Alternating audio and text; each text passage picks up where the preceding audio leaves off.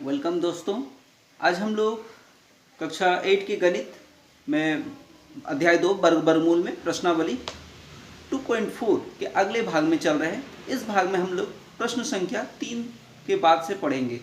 इसके पहले वाले भाग में हमने प्रश्न संख्या 1 से 3 को पढ़ा। प्रश्न संख्या 4 की ओर चलते हैं।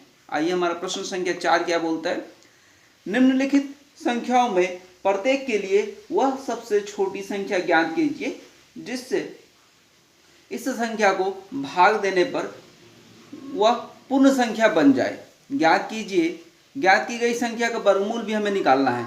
तो आइए पहली संख्या को हम लोग लेते हैं 2925।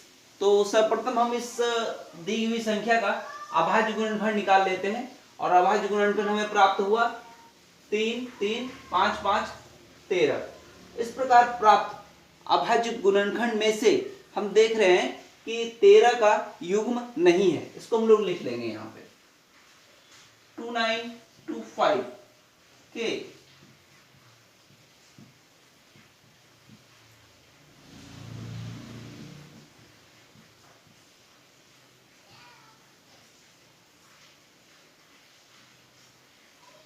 के अभाज्य गुणनखंड में 13 का युग्म नहीं है।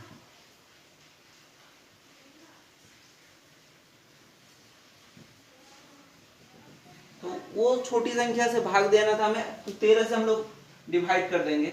अर्थात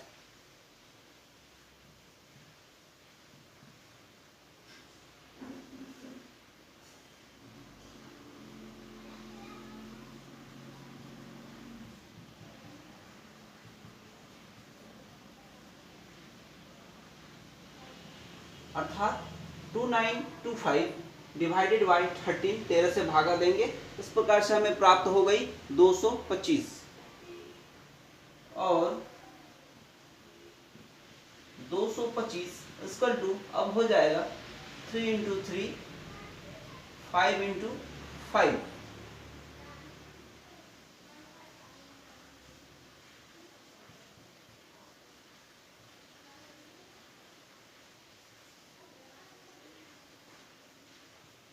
इस प्रकार हम लोग 3 इंटू 5 इक्वल टू 15। छोटी संख्या कौन सी थी? 13। इससे डिवाइड किया हमने, 13 से डिवाइड किया और हो गई वर्गमूल इसके 15। इस प्रकार प्राप्त हमें आंसर इसका होगा। अब अगले प्रश्न 5 पे चलते हैं। प्रश्न संख्या 5, वह सबसे छोटी वर्ग संख्या ज्ञात कीजिए जो दिए गए प्रत्येक संख्या से विभाजित हो। तो प्रत्येक संख्या दी हुई है 8, 12, 15 एवं 20। दी हुई संख्याओं का सर्वप्रथम हम लोग लॉसअ लघुत्तम समवर्तक निकालते हैं।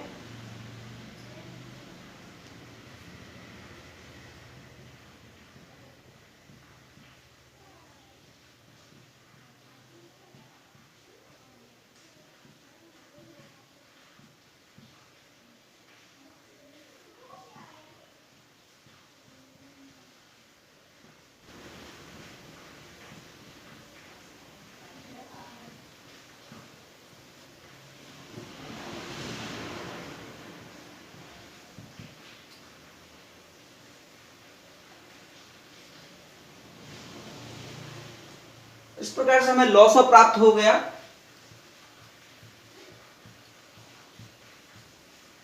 उसको गुना कर लेंगे। 2 दूनी 4, 4 दूनी 8, 8 तिया 24, 24 पचे 120। अब प्राप्त संख्या जो लॉस हुआ इसका हम लोग गुणनखंड करेंगे।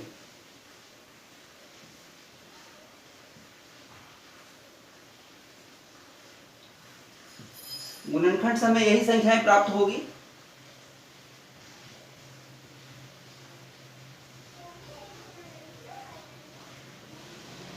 अब हम इसके युग्म देख रहे हैं।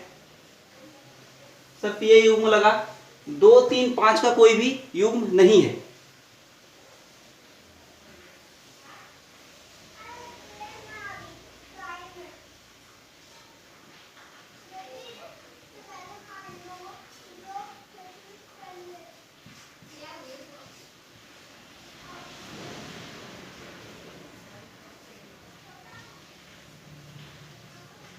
120 का जो अभाज्य गुणनखंड हम लोग निकाले उसमें हम लोग देख रहे हैं कि 2, 3 और 5 का कोई भी युग्म नहीं है, तो इनको हम लोग गुना करेंगे। 120 में 2, 3, 5 का युग्म नहीं है,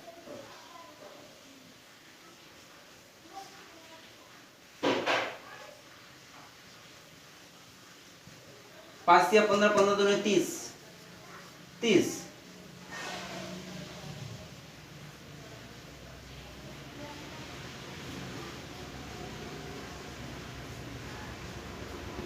इसे हम लोग गुना कर देंगे 30 से। हमारा जो प्रश्न है 120 गुना 30 कर देंगे। इस प्रकार से जो हमें प्राप्त होगी संख्या है 3600। ये जो संख्या है प्रत्येक संख्या से अब ये विभाजित हो जाएगी। इस प्रकार से जो प्राप्त हुई हमें यही हमारा आंसर होगा। प्रश्न संख्या 6। एक विद्यालय में कक्षा 8 के सभी विद्यार्थियों ने प्रधानमंत्री राहत कोष में 1764 रुपया दान में दिए। प्रत्येक विद्यार्थी ने उतने ही रुपए दान में दिए जितने कक्षा में विद्यार्थी थे। तो विद्यार्थियों की संख्या निकालनी है। तो चलिए, रुपया दान में कितना दिया गया था? 1764 रुपया। और विद्यार्थियों की संख्या हमें पता नहीं है और कितने रुपए दिए ये भी पता नहीं है। तो चलिए मान लेते हैं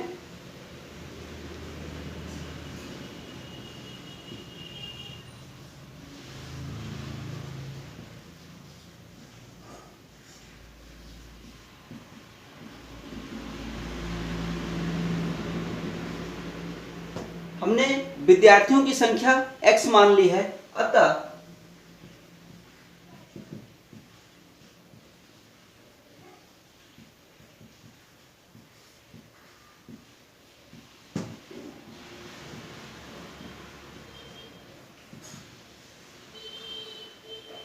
दान में दिए गए रुपए x स्क्वायर। तो रुपए दिए हुए हैं, x स्क्वायर की जगह हमने उतना लिख देंगे, 1764 रुपए दिए हुए हैं। तो इसका हम लोग अभाज्य गुणनखंड विधि से 1764 का निकालते हैं कि अभाज्य गुणनखंड विधि से क्या क्या है।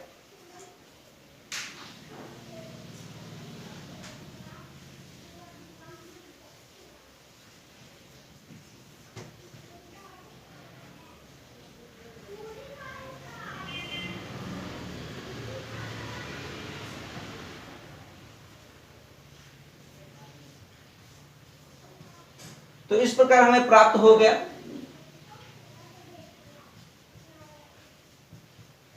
2 2 2 गुना 2 3 गुना 3 और 7 गुना 7। ये अभाज्य गुणनखंड हमें प्राप्त होता है 1764 का। तो अब हम इसका वर्गमूल निकालेंगे और जो संख्याएं युग्म में है उसको अब हम लोग बाहर लिख सकते हैं। ये देख रहे हैं कि 2 का युग्म में है, 3 भी युग्म में है और 7 भी युग्म में है। तो 2 × 3 × 7 ये गुना कर देंगे, ये हो जाएगा कितना? 2 3 6 6 7 42 42।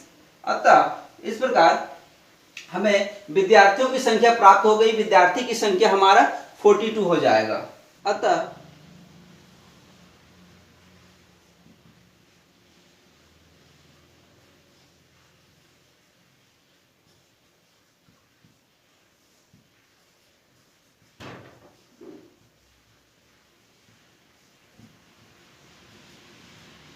विद्यार्थियों की संख्या बराबर 42 आंसर।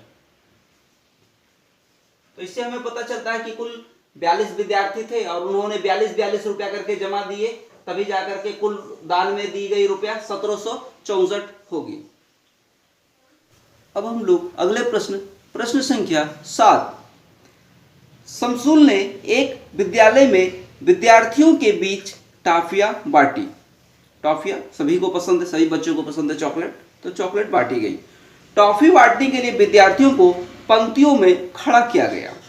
प्रत्येक पंक्ति में उतने ही विद्यार्थी हैं जितनी पंक्तियों की संख्या है। तो जितनी पंक्तियों की संख्या थी, विद्यार्थियों की भी संख्या उतनी ही है। यदि शमसुल ने कुल 12,544 टॉफी बांटी तो पंक्तियों की संख्या और विद्यार्थियों की कुल संख्या निकालिए। तो आइए हम लोग मान लेते हैं इसको, जो हमें मालूम नहीं है उसको हम लोग x मान लेते हैं। तो चलिए, माना पंक्तियों की संख्या भी हम लोग x मान लेंगे और विद्यार्थियों की संख्या को भी x मान लेंगे, क्योंकि आपस में दोनों बराबर है।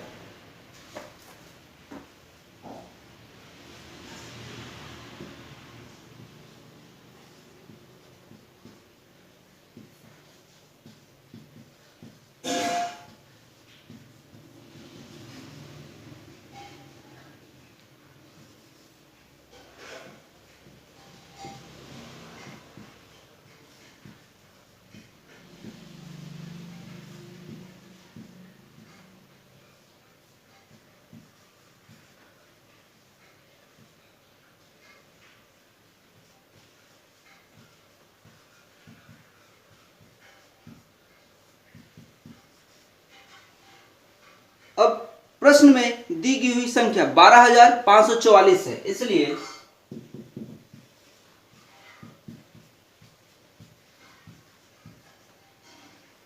अब 12,544 का आप इधर अभाज्य गुणनफल निकालेंगे।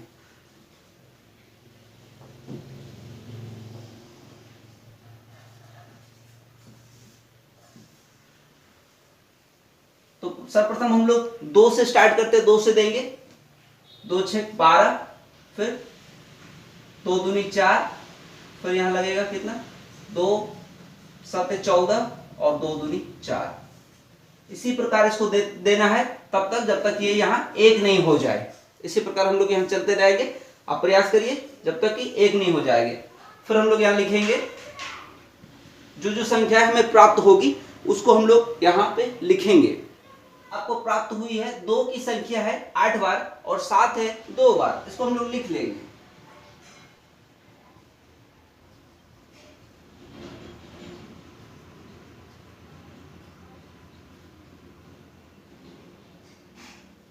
अब हम लोग इसको युग्म लगा देंगे तो हमारा युग्म भी प्राप्त हो जा रहा है।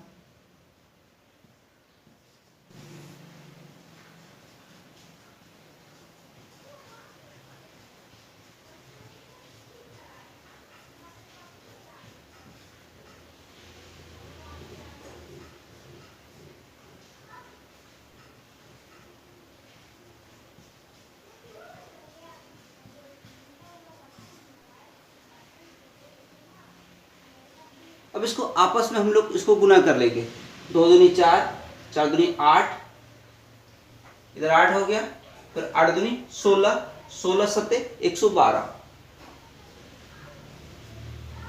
इस प्रकार हमें जो 112 प्राप्त हुई, ये पंक्ति की संख्या भी हो गई 112 और विद्यार्थियों की संख्या भी हो गई कुल 112। तो हमारा प्रश्न के अनुसार हमें देना है इसमें विद्यार्थी की संख्या तो कितनी हो गई। तो आप देख रहे हैं कि विद्यार्थियों की संख्या और पंक्ति की संख्या भी 112 हो गई। यह हम लोग नीचे लिख देंगे।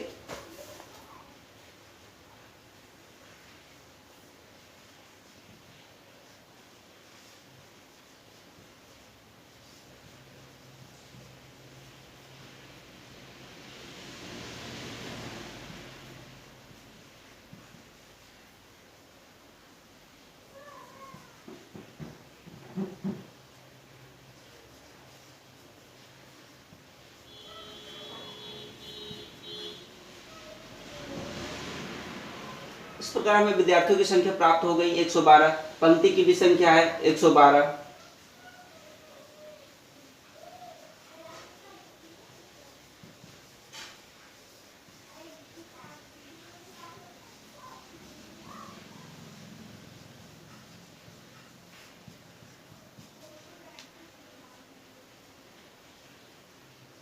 इस प्रकार आपका ये प्रश्न यहाँ हल हो गया।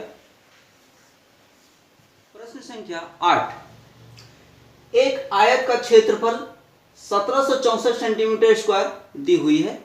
तो आयत का क्षेत्रफल 1764 सेंटीमीटर स्क्वायर, यदि आयत की लंबाई इसकी चौड़ाई की 4 गुनी है तो आयत की लंबाई चौड़ाई ज्ञात करना है। तो आइए सबसे पहले आयत बनाते हैं। और ये हो गई आयत। इस प्रकार के आकार की आपका बुक्स होंगे आयताकार आकार के। तो इसमें एक लंबाई जो है इसकी चौड़ाई की 4 गुनी है। तो हम लोग चौड़ाई को यदि x मान लें तो लंबाई कितनी हो जाएगी? अब बोल सकते हैं आसानी से 4x हो जाएगी, 4 गुनी है। तो ये यही जो हो गई 4x, चूंकि यहाँ जो चौड़ाई है ये चौड़ाई है। तो चौड़ाई को हमने x मान लिया तो लंबाई हो गई उसकी 4 गुनी 4x। आइए इसका हल प्राप्त करते हैं। माना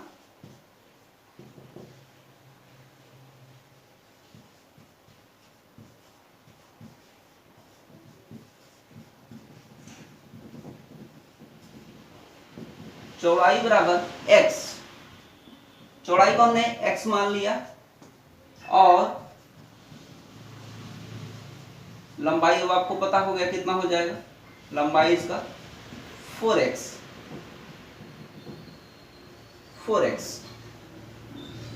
अब आयत का क्षेत्रफल दिया हुआ 1764। आइए प्रश्न से लिखते हैं कि आयत का क्षेत्रफल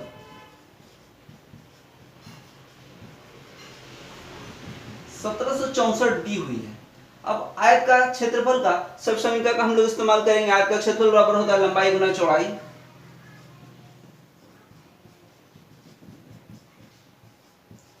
अब मैं प्रश्न में लंबाई और चौड़ाई दोनों ही प्राप्त है। यहाँ 4x है और ये मान लिया है x इक्वल टू 1764। x और x का x स्क्वायर, पहले से 4 है तो 4x स्क्वायर बराबर 1764। अब हम यहां से निकालते हैं x स्क्वायर बराबर 4 नीचे चला जाएगा 1764 डिवाइडेड बाय 4। 4 से इसको भागा दे देंगे और 4 से भागा देने के बाद हमें प्राप्त हो रहा है x स्क्वायर बराबर 4 चौक 16, फिर 4 चौक 16, फिर 4 एकम 4। इस प्रकार से हमें 441 441 प्राप्त होगा। इसका हम लोग आगे अभाज्य गुणनखंड विधि से इसका हम लोग गुणनखंड लिख देंगे। तो जब इसका 441 का आप अभाज्य गुणनखंड निकालेंगे तो ये हो जाएगा,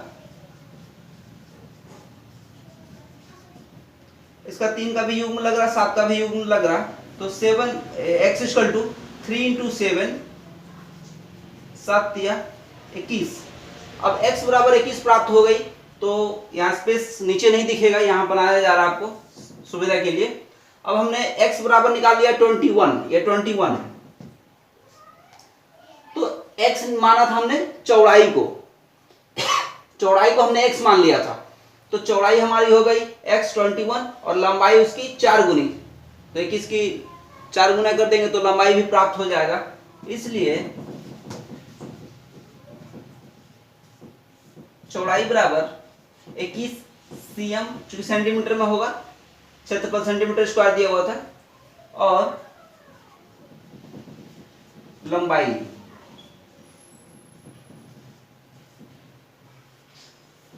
4x, यानी कि 4 इंटू 21 इक्वल टू 84। इसको गुना कर देंगे। इस प्रकार से 84 सेंटीमीटर हमें आंसर प्राप्त होगा। तो इस प्रकार से आपने देखा कि हमने यहाँ पे 2.4 प्रश्नावली को पूरा कर लिया। इसके सभी प्रश्नों को हमने हल किया। अब आप इस पर जो प्रश्न को हमने यहाँ बोर्ड पर हल नहीं किया है, जो प्रश्न छूटी हुई है, जैसे कि कुछ प्रश्नों में एक से अधिक दिए हुए थे, जैसे 3 नंबर, 4 नंबर, 5 नंबर में 2 था, तो मैंने सभी प्रश्नों को जिसमें एक था वो एक बता दिया है। अब आपको उसी आधार पर अगले प्रश्न को हल करना है। यहीं पे मैं अपना वीडियो को समाप्त कर रहा हूँ। आप बने रहिए मेरे वीडियो में, और अच्छा लगे तो ज़रूर लाइक और सब्सक्राइब कीजिए, ताकि अगला वीडियो जो आएगा उसका नोटिफिकेशन आपको पहले ही प्राप्त हो जाएगा और आपको पता चल जाएगा कि आप कौन सा वीडियो हमारा आया है। धन्यवाद दोस्तों।